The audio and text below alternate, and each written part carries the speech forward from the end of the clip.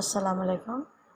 This is Comedy of Manners for semester 6 BS and the course code is ENGL3124 and I'm your instructor Sabah.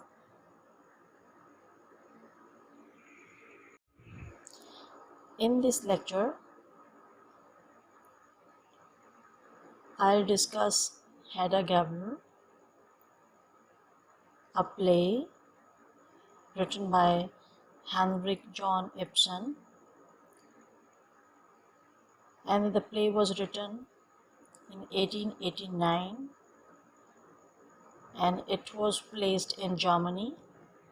This play was published in December 1890 and it was the period of theatrical realism and modernism, so it's known as drama. And the setting of the play is the Tesman's villa located in a Norwegian city modeled on Christiana. So the climax of the play is concerned, it comes when the protagonist burns a book, and the antagonist of the play is Hedda Gabler herself to some extent, as she herself is the anti-hero of this play. So let's start with the introduction of the writer. Henrik Ibsen is known as the dramatist of common people, and in the entire history of literature there are few figures like Ibsen. His whole life and energies were devoted to theatre, and his offerings, they are sharp and bitter, have changed the history of the stage. The principle of Ibsen's teaching, his moral ethic, was that honesty in facing facts is the first requirement of a decent life. And human nature has dark recesses which must be explored and eliminated.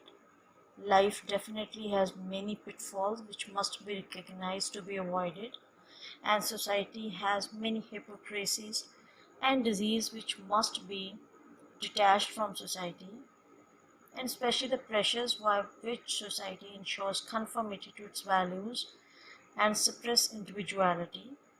Most importantly, the barriers which modern life set up against living heroically. Ibsen exposed many stresses of modern life by showing the inner pressures and conflicts that inhibit and even destroy an individual's life. Some of these pressures usually stem from conditioning, for example, from the individual's internalizing society's values, opposing elements with the individuals, and social self. Henrik Ibsen over the years has been called a revolutionary, a nationalist, a romantic, a poet, an idealist, a realist, a socialist. He is known as a symbolist, a feminist, and a forerunner of psychoanalysis. So if we want to understand Ibsen as a writer, the basic gist is experience and life are happiness in themselves, not merely a means to happiness, and in the end, good definitely must prevail. So these are the few ideas those we can distill from the substance of Ibsen plays.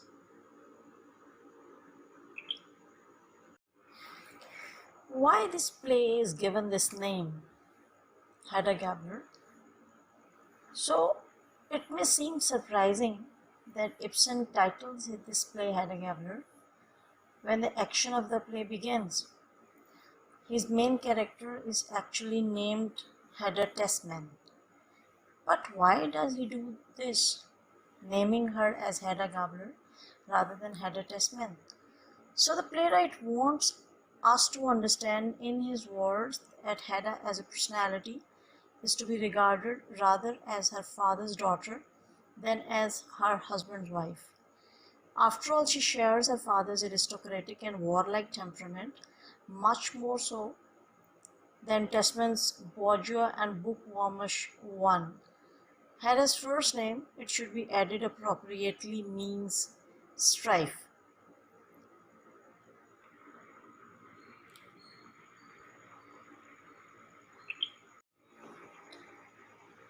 So Hedda as a book, as a play, has many connections with many other writings. So as is perhaps inevitable for a dramatist, Ibsen was deeply influenced by the plays of Shakespeare. Hedda Gabler is particularly indebted to Shakespearean plays Othello and Antony and Cleopatra. For example, Ibsen's portrait of Hedda draws on character of the devilish Iago in Othello and the melodramatic, charismatic Cleopatra. Like Iago, Hedda is egotistical, sadistic, and deceptive, and to some minds, both characters are motiveless in their acts of destruction. Just as Iago plots the downfall of his dear general, Othello, so does Hedda.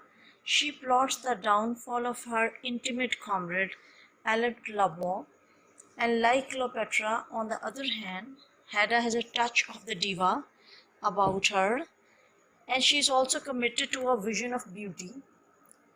So, generally speaking, in plays like Hedda Gabler, Ibsen pioneered and perfected realistic modern drama. That is, drama which focuses on everyday, middle class life written in a prose that imitates everyday speech. So, in this regard, Ibsen's influence cannot be overstated, as Chekhov, Oscar Wilde, Bernard Shaw, James Joyce, and Arthur Miller all wrote plays. Those are related to Ibsen's dramatic innovations. As I told earlier, Ibsen is a very famous Norwegian playwright, and through the 1870s and 1880s, it's also the time frame when Hedda was produced, Ibsen focused his energies on writing what we may call problem plays. For example, with reference to Ibsen's writings, A Doll's House is a very good example. Also Ghosts and Enemy of the People. These are the plays, those investigate contemporary controversies of public importance. For example, these plays talk about women's rights. These plays discuss unemployment problems, penal reforms, class privileges, and it's in a vivid but responsibly very accurate presentation. For example, a play written by Ibsen is very famous one, A Doll's House, and it's almost one of the very famous plays. And why it's famous? Because it shares the same social groundwork as the later Hedda Gabler. The late 19th century was dominated by strict Victorian social codes and laws that severely restricted the rights of all women, and especially married women like Nora in Doll's House and Hedda herself in Hedda Gabler. While this historical background is more important to Ibsen's purpose in Hedda Gabler, this play represents a marked turn away from the earlier problem plays and toward the more personal, visionary, symbolic, and evocative dramas that constitute Ibsen's late period. So let's start play. First of all, the main important characters of this play, in which the first one and the most important and very popular one is Hedda Gabler herself. She is a general's daughter. She is beautiful, she is stunning, she is adorable, she is unpredictable, she is little bit sneaky woman. In fact, she is a combination of all taste, sharp, sweet, but sweet not most often. Hedda is actually accustomed of enjoying a very luxury and high class living standards, and as this play begins, she is returning from her honeymoon with her husband named Jürgen Tesman, who is a scholar with good prospects, but he definitely has a very good life. He recently earned a doctorate degree, but he does not have as much money as Hedda is accustomed to. The way of life she spent is different from the life that she's spending with her husband in her newly married life. So I told as I told earlier, that this play is named as Hedda Gabler rather than as Hedda Tesman. Hedda, being an intelligent, unpredictable, and somewhat dishonest young woman, definitely attracts us a lot. And she is not afraid of manipulating her husband and the people around in her life. Second most important character of this play is Jürgen Tesman, the man to whom Hedda Gabler married. So Tesman is concerned, he is obviously intelligent, who got his PhD degree. He tries very hard to please his young wife Hedda, and in doing this, he does not even realize that Hedda is manipulating him. In fact, he often seems very foolish for his age as well as his scholarly wisdom, and when he annoys her wife, we may have a reason to sympathize with Hedda and sometimes with Tesman as well. So as the play begins, Tesman is hoping for a professorship in history, and at the beginning of the play, it seems that he definitely will get a chance to be a professor soon.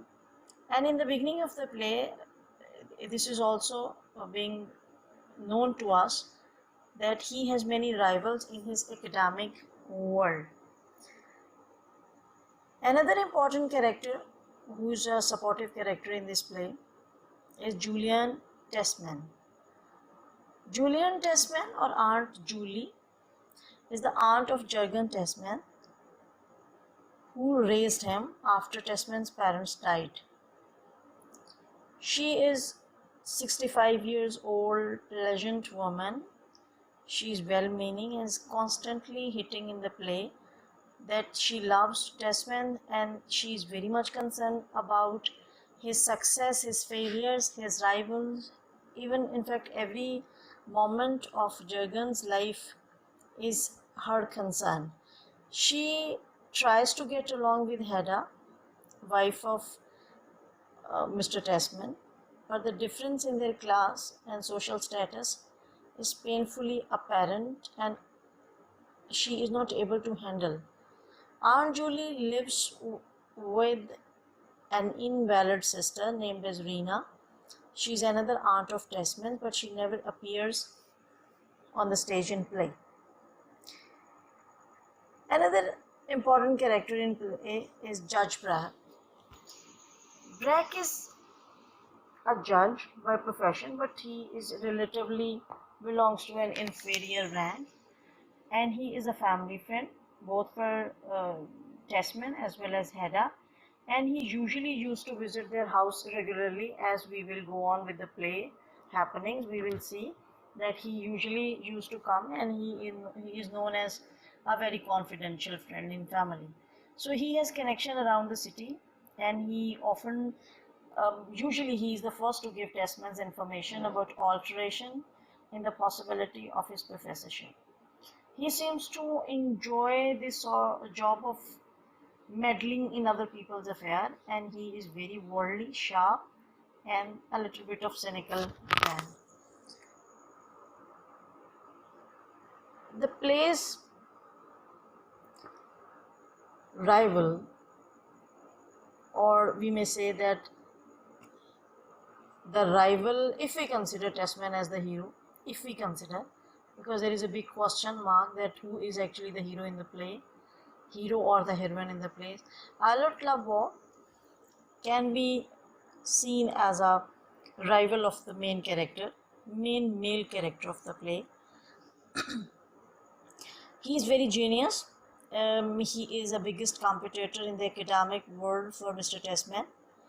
and after a series of scandals related to drinking, he was once a public outcast, but he has now returned to the city again, and he has published a book, and that book definitely received many reviews.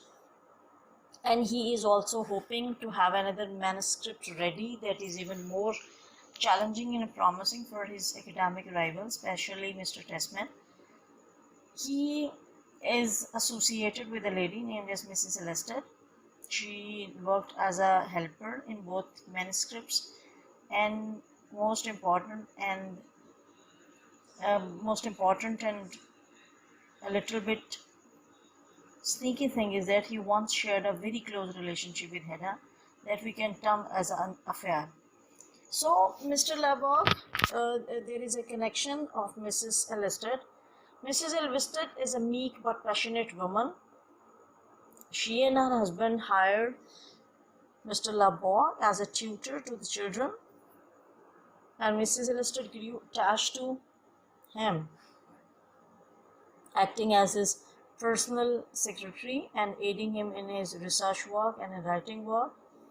And when he leaves her state to return to the city, Mrs. Elvested comes to town and goes to Tesman for help, fearing he may will revert to his alcoholic nature. And she went to school with Hedda, and he remembers being tormented by her. From her talk, we will find out this fact that she once upon a time she was Hedda's school friend. Another character in the play is Bert or Berta. She is George and Hedda Tesman's servant, and formerly she was a servant with Julian Tesman's household. She tries very hard all the times to please Hedda, who is her new mistress. Hedda is being explained by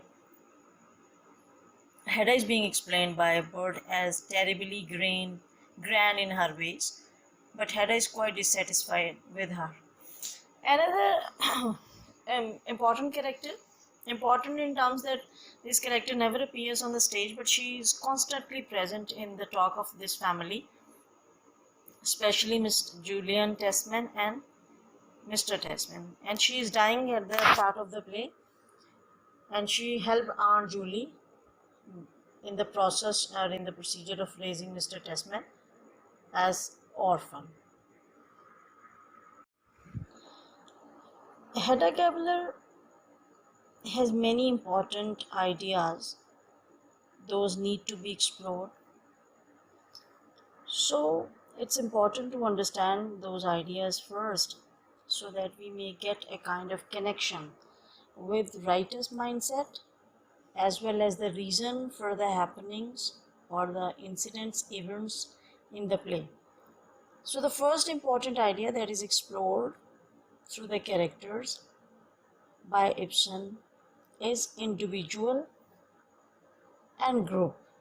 What is a relationship between individual with the group, and how this individual is different from the group? So Hedda, the main character, is preoccupied with self-determination. She has an air in her mind and the idea that she can dictate the course of her own life, no matter how much societal pressures may try to move her along a different course. She is all time consistent that she can change her own life and the people in her life as well. As the play moves on, we can see just how much a victim she is of the group as an individual. She married a man she didn't love simply because of her time run out. She may have children simply because she is supposed to have, and ultimately she destroys herself because she fears being thrust into the spotlight of a public scandal or the loss of her trust. What Hedda actually as an individual discovers is that an individual has no power in the face of a group unless they can manipulate that group, something that she can continually try to do, but she continually fails to do this. Self-liberation and self-renunciation is also a very important idea dramatized by Ibsen in this play. In this play, the main character, Hedda, she believes that the power to determine when and how one dies is ultimate freedom and is actually perhaps the only real control that an individual has in his or her life. So at first she attempts to prove this by encouraging Labois to have a beautiful death. She gives him one of her pistols, essentially pulling all the strings that might make him veer towards suicide. However, when Labois dies from an unintended shoot, Hedda realizes that the beautiful death is still a fantasy, and she can only bring it to life for herself.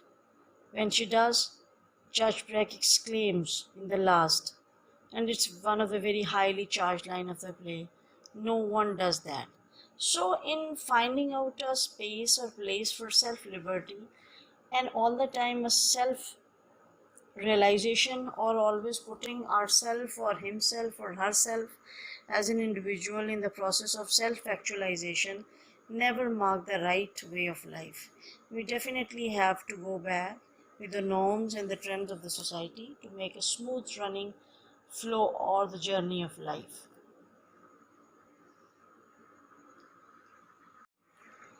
An underwired idea in the play is sex versus sterility. The notorious female character in dramatic works of literature is usually and frequently known as a firebrand, fully in control of her physical, consciously physical needs, and always conscious of her power over men. As Hedda, however, Hedda seems terribly afraid of her own sexuality. She nearly kills Labois when he gets too close to her. She always rebuffs Bragg's suggestion that she would jump out of her marriage to Tesman, even though she seems to have little interest in her new husband. And ultimately, she shows very little concern for her own soon to be born child. So, indeed, as the play goes on, we wonder, as a reader, that how Hedda ever got pregnant at all. She's as mystified by her condition as the reader is, and refuses to even discuss or acknowledge it. So, the one possibility of this behavior can be the proving of her worth as a woman, and it's decisively ignored and implicitly refused.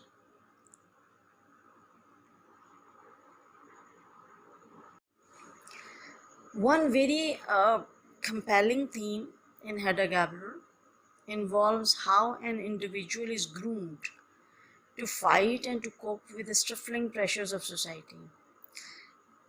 And the society, whether it has a kind of trapping for a wild self or to make him or her to accomplish the community norms, Hedda is obviously torn between the two. As we previously talked, an individual, and she's always in front of a group. But right before shooting herself, she plays a wild piano piece, as if to claim her soul before burying it. Meanwhile, Tesman is at odds with Labois. The former can only recognize other people's tired and tested ideas, while Labois is an untamed genius who simply writes down his thoughts and theories and finds them met with acclaim. Tesman is too afraid to ever indulge his own original thoughts, and so dedicates his life to reconstructing Laboig's ideas and taking credit for them. That is usually the case with many of the people, that they are unable to go for their wild nature, and many of them always try to find out a way of assimilation with others just in order to survive in a society. One of the great questions about Hedda Gabler is whether Hedda's actions are inspired by genuine principles or she is motivated entirely by boredom. As in the beginning, I told you that she is very vibrant, excited, always finding reasons to enjoy life. So, if we examine this theme, it is possibly a way to interpret her character as a new woman shoved into old woman's trapping and who naturally gravitates towards pushing limits, pulling heartstrings, and manipulating others in the hope of freeing herself. She is a new woman looking for her place in life.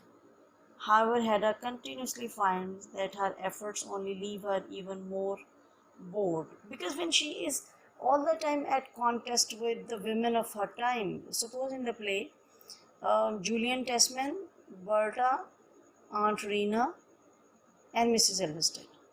These characters are exactly exemplify all the women of the time, feeling the same sort of life, sacrificing their own selves for the others, always thinking about the men in their life, always goes for the priority. When they prioritize a world where men are important in their life, they do not go for their own life, of their own choices. So Hedda is always different. She tries to go, and she internally has a kind of motivation to leave this sort of the bored world and find out her way into a new, more promising world. So at this one point, she even tells Tesman that her only talent in life is boring herself to death, and she has a inner prophecy that she will definitely can change the course of the events in the flow of her life.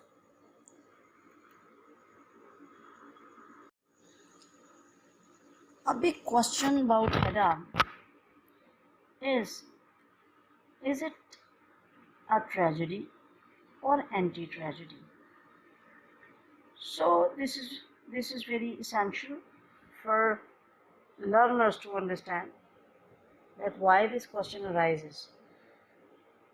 While Hedda Gabler has the structure of a classical tragedy and it perhaps has the trapping of it, there is also the argument that Hedda is the anti-tragedy. Hedda is incapable of making the distinction between an exhibitionistic gestures and definitely which inflates the ego, and the tragic death, in which the ego is sublimated in orders that the value of life may be extended and reborn. So her inability to perceive the difference between melodrama and tragedy account for the disparity between Hedda's presumptive view of her own suicide and our evaluation of its significance. So, in other words, we may say, while Hedda declares that it's a beautiful death that she seeks, a beautiful death that offers the individual liberation from the trivialities of the society upon her own death, but we only see the fatality of it, the smallness of it. Ultimately, Hedda's death seems to have served no purpose except as a selfish proclamation of principles pushed too far. So, an important and also very impressive, influential theme of the play is the contrast between old women and new women. At the time of this play, Ibsen wrote Hedda Gabler, the term new woman had emerged to describe women who were pushing against the limits which society imposed on them, while the new woman finds and tries to search for self-determination and freedom, as well as equality with males and a true understanding of human sexuality. The old woman believed in self-sacrifice, a woman's duty to her husband, and sexually only in terms of childbearing. Hedda is a model case of a new woman who ultimately finds no satisfaction in liberation. There is not to say that Ibsen, by any stretch of the imagination, intends Hedda Gabler as a critique of new women. To the contrary, he is offering a critique of the resistance against it. So these were the themes or the ideas that I discussed, and these are important to understand if we want to understand this play in its true sense. So before starting with the text, let's move on and have a look on the social and historical background of the book or this play, so that we may connect ourselves and may make us able to understand the play and enjoy it to its full and complete nature. So Hedda's historical and social context is concerned, I'm going to talk about first about the historical context of this play, and then about the social context of the play. Hedda Gabler is not an easy character to get to know. So first time when we meet her, she seems a bitter personality, as is being exposed by the characters or by the appearance of the people on stage. They all talk about Hedda and they have their different opinions. The housemaid thinks her as terribly grand. She's mortally afraid of being with her. Juliana Tesman thinks her as General Gabler's daughter, a daughter who used to ride horse with a beautiful outfit. Mr. Tesman as enjoying the status of being the husband of a lady who has many admirers in town, and she's beautiful, she is exciting, and she's matchless. And this type of character who has multiple tastes in one personality is definitely not easy to understand. So she is apparently seems a bitter personality portrayed in an old-fashioned script, and it's set in an outmoded foreign society. Now the question is, how could a woman in 1 or 2 year old play possibly be understandable or relevant to the late 19th century person? However, if we go on with Hedda Gabler's fictional reality not only offers us the opportunity to observe the art and social concerns of Ibsen's day, but it also extends to us a paradigm shift by which we can compare and evaluate the principle of our own day.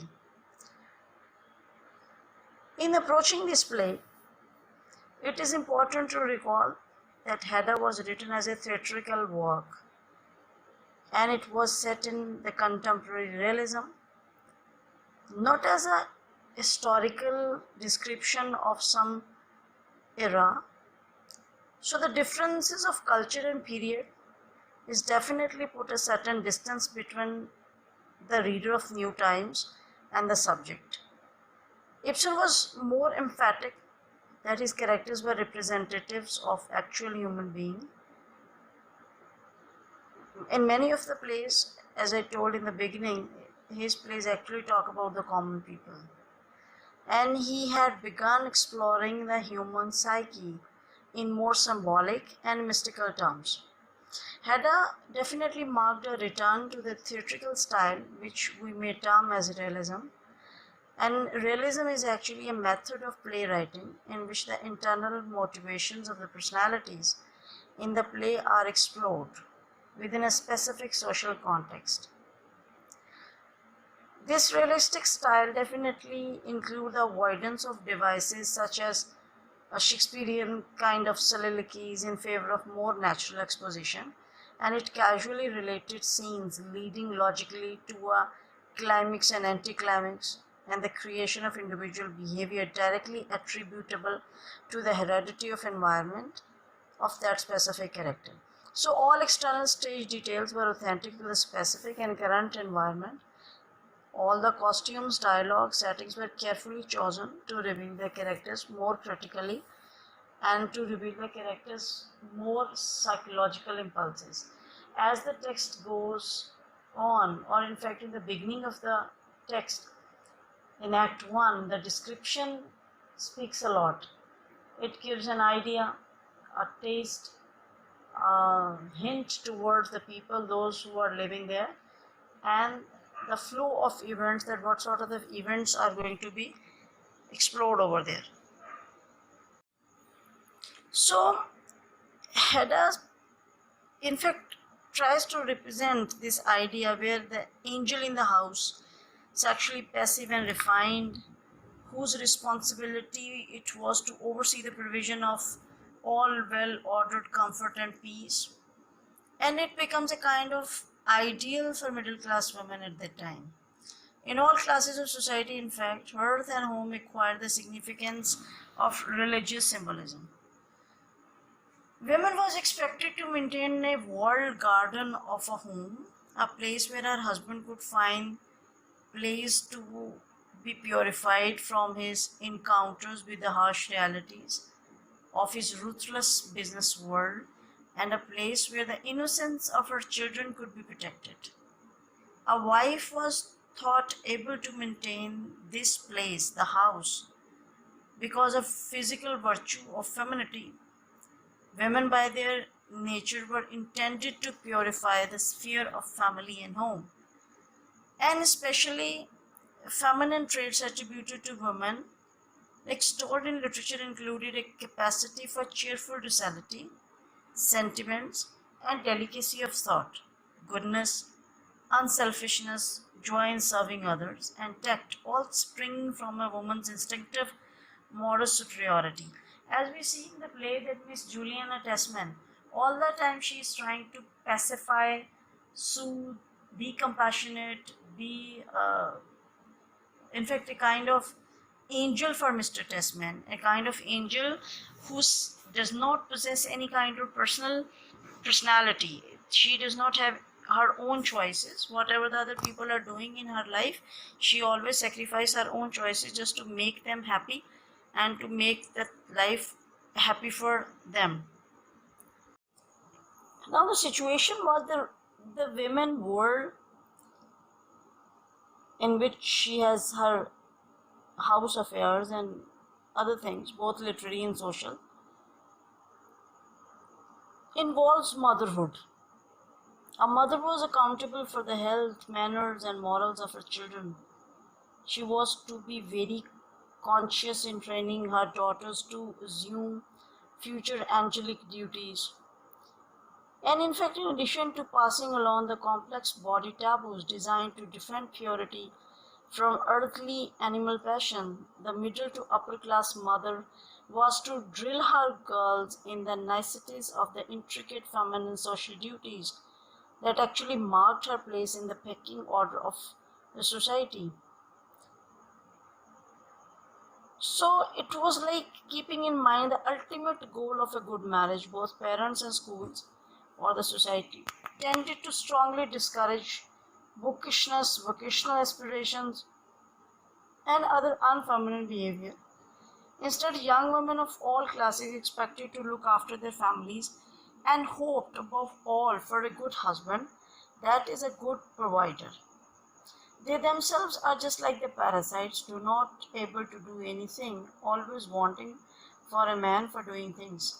Such would be the education, the situation, and the societal terms, norms, and patterns that Hedda and the other characters of Ibsen's plays received, both in society and at the end of their education or at the end of their schools where they were the classmates.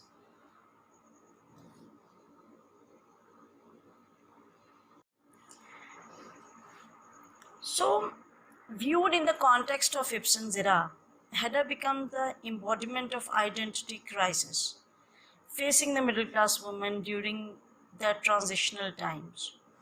If women were to modify the accepted limiting codes of behavior, what rules would be this new woman follow? Hedda herself is unable to solve this dilemma, and in belonging to both the old and the new, women she is torn apart. She, as a General Gabler's daughter, raised by a privileged father in the unlanded Norwegian upper class, Hedda is seasoned in freedoms more typical of male of the period, including experience with rough horsemanship and guns. Her guns, the pistol that she showed in the play, however, are not tools, but they are actually mementos and dangerous toy. She has been granted masculine leisure and taste, but not corresponding responsibilities of a useful education. She can never be the son that the Victorian general would have wanted. Neither can she be her mother's daughter. Significantly, Hedda's mother is completely absent from the narrative, whether destroyed by the loss of the old values, the coming of the new, or merely by childbirth. The reason is totally unknown, but she is never there in any conversation, in any comment, in any memory. The system actually designed to transmit transitional values has broken down. There is no one to teach Hedda the specifications of the feminine codes in behavior or in her etiquettes. The only inheritance which may have come from her mother is an old piano, a possession she both values and sometimes disdains. She will not discard it, but neither will she put it on the public display, as she will show her pistols and the portrait of her father. Hedda seems reluctant to face either the passing of the old ways or the changes she faces in her marriage with Mr. Tesman. She dislikes all the things. She spends her time in remembering, memorizing, reenacting portions of her past relationships with Mr. Laboe. Having out of necessity achieved her destiny of respectable marriage, she sees no hope for the future of that union. And always sighing over September, she seems to have somehow missed her own summer. Hedda is not unripe, but rather is like an all too early decayed autumn, and she returns to the narrow perspectives of a child and its playful self-seeking.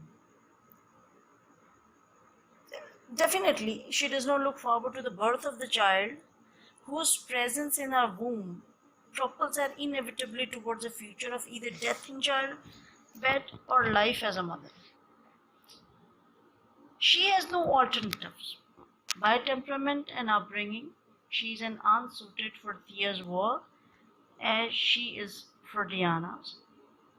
As a female, she can only covert parasite judge black male prerogatives, while she professes a desire to control destiny and make some real difference in her life.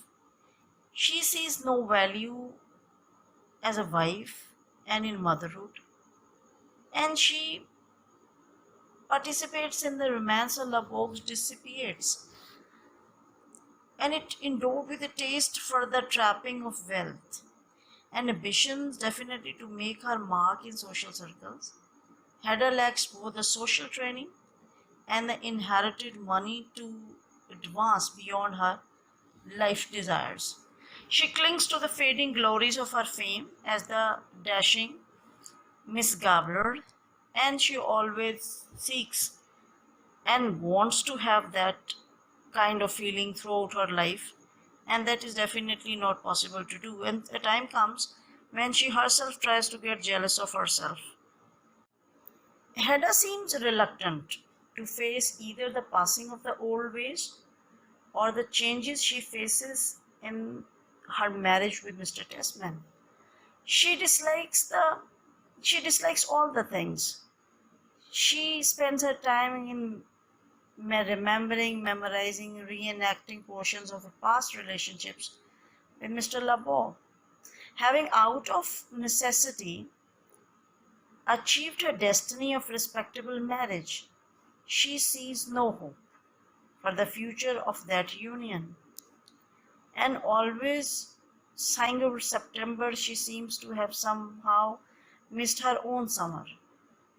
Hedda is not unripe, but rather is like an all too early decayed autumn, and she returns to the narrow perspectives of a child and its playful self-seeking. Definitely, she does not look forward to the birth of the child, whose presence in her womb propels her inevitably towards a future of either death in childbed bed, or life as a mother. She has no alternatives. By temperament and upbringing, she is an unsuited for Thea's work as she is for Diana's. As a female, she can only covert parasite judge break male prerogatives, while she professes a desire to control destiny and make some real difference in her life. She sees no value as a wife and in motherhood, and she participates in the romance of Labogue's dissipates, and it endowed with a taste for the trapping of wealth and ambitions definitely to make her mark in social circles.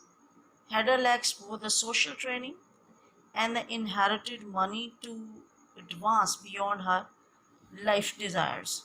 She clings to the fading glories of her fame as the dashing Miss Gabler, and she always seeks and wants to have that kind of feeling throughout her life, and that is definitely not possible to do. And a time comes when she herself tries to get jealous of herself. The dramatic character Hedda is not determined merely by the social restrictions imposed upon the female. At the end of the 19th century, as the world is represented by the social dynamics of the play, the character is also configured by the social dynamics of Ibsen's basic emotional paradigm, a paradigm that voices the male dominant sexual ideology of Ibsen's movement in history, and it mediated through the idiosyncrasies of his own psyche. In fact, he himself was very conscious of the changing world around him, so he couldn't help to influence that is actually in part framed his developing intellect. Hedda as well as Thea may be seen as children of those literary constructions. According to the prevailing literature, if a woman was unable to succeed as an angel, she must be dealt with a monster, and Ibsen not only attacked such a notion, in some ways he can be seen as perpetuating it.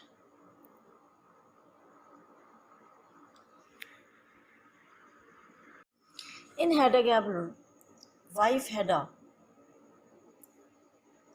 becomes just such a death-giving friend, masculinized out of her angelhood. She turns her powers to malevolence, manipulation, pitching family members against each other, dominating her friend, burning the fruits of Labogue's labors before driving him to emasculate himself, and finally murdering her own child. Unlike most of Ibsen's heroines, she makes no real self-discovery and achieves no growth. Like the wicked queen of Snow White fame, she destroys herself in the mad pursuit of her beauty. Her suicide accomplished nothing. It remains unfruitful, and she all the time tries to create herself as a freakish, unnatural, and she's subject to various mental concerns, and this is what that happens throughout the play. And till the end of the play, she remains in a struggle of finding her true self, and unfortunately, she is failed. In this play, there are a few symbols used by Ibsen to explore the hidden ideas um, related to characters' life and in their mind as well. So the first important symbol used in this play is Hedda's pistols. And Hedda inherited her pistols from her father, the great General Gabler, whose picture is hanging as a portrait on the wall of Tesman's drawing room, and his picture is a symbolic representation of his warlike attitude and spirit that is being represented, and that actually hangs over the whole play by using few channels, in which the first important one is Hedda herself. So Hedda's intimacy with them suggests the extent to which Hedda is so much more her father's daughter than her husband's wife.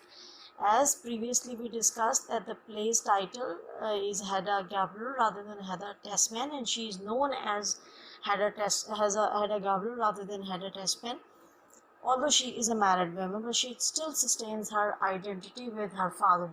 So in this way, we may say that Pistols and Hedda's final material connection to her glorious aristocratic past, a lifestyle which is now unsustainable because of the state of Hedda's husband finances, Mr. Tesman, who is definitely going to have a better future as a professor, but he would not be that much capable enough to provide all facilities and luxuries of life as Hedda was used to.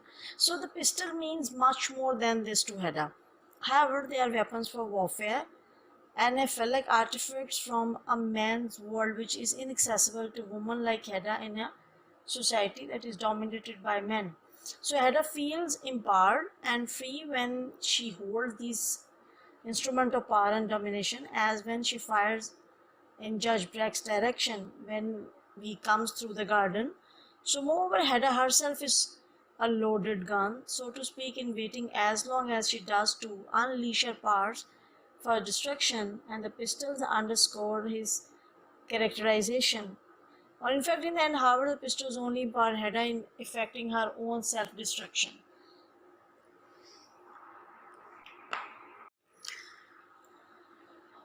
One more important and very interesting symbol presented in this play is alcohol, the state of being drunk or drunkenness, and mind leaves.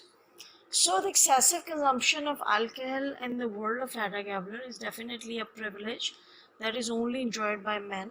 So alcohol itself comes to symbolize, among other things, the social freedom that is accessible to men but not to women in a male-dominated society. Tesman and Judge Brack, both these male, can escape from polite social conventions once in a while during the Judge Bachelor party. For example, but Hedda and Mrs. Ellister and the other women in the play must always be on their best behavior, other they can risk a scandal. For example, the whole play talks about uh, the distinction, the differences between male behavior and female behavior. So, like ordinary men drink as a part of their social ritual, they enjoy, they get to give themselves. In fact, to be a man is in fact to having a license to behave um, rudely and in an odd manner, in an extraordinary way. But it's very difficult for a female to maintain all these things as men do. So for men, drunkenness, it can be said with reference to this play, is an almost religious experience for many of the characters in the play. But women are not having opportunity to exercise this right of themselves to enjoy their life as men do. So it's also very worth noting that Hedda does not like all these sort of the things, but she just only idealize these things to be the part of a man company or a man society. So in Hedda's vision, it's in fact a symbol of self-control, self-mastery. With this, another important symbol in the play is the leaves. So leaves actually represents almost divinity, and however, Lubbock only proves that he is not a Dionysus. He is only an alcoholic, and so Hedda's vision of his courage and beauty must be modified. So if Lubbock cannot live beautifully, she hopes that he can at least die beautifully, because in the whole play, Hedda thinks, as we previously discussed in this lecture, that she is always an individual who thinks that the self-liberty in fact it affects a person's life, and a man cannot control life happenings, a man must be given an opportunity to choose his or her death, so that if the person is not living beautifully, may the person can die beautifully. But obviously Hedda as an individual was not successful in establishing her identity in terms of this beautification in life in front of the whole group, and she remained unsuccessful as an individual. A very interesting symbol used in this play is the manuscript, the book that is going to be published by a genius, Mr. Labor, and in which he got help from Mrs. Elvested, Thea Elvested. So while General Gabler's pistols and alcohol are descriptive temptation that is actually launched from characters past into their presence, and they remain persistently there. But this manuscript symbolizes creation, something new, the redemption of the past, and it actually is a hope for the future. Because the manuscript itself, the book that is going to be published, takes the future for its subject matter. So Mrs. Elvested inspired Labog in writing this book, and in what is virtually the only creative relationship between these two people in the play. This manuscript itself promises to redeem Labog of his past disgrace, as well as to establish him with a bright reputation in the future. So this is very important, that in fact it gives an opportunity to both Labog and Thea, that they go so far as to consider it to be their very own child, how much involved they are with this.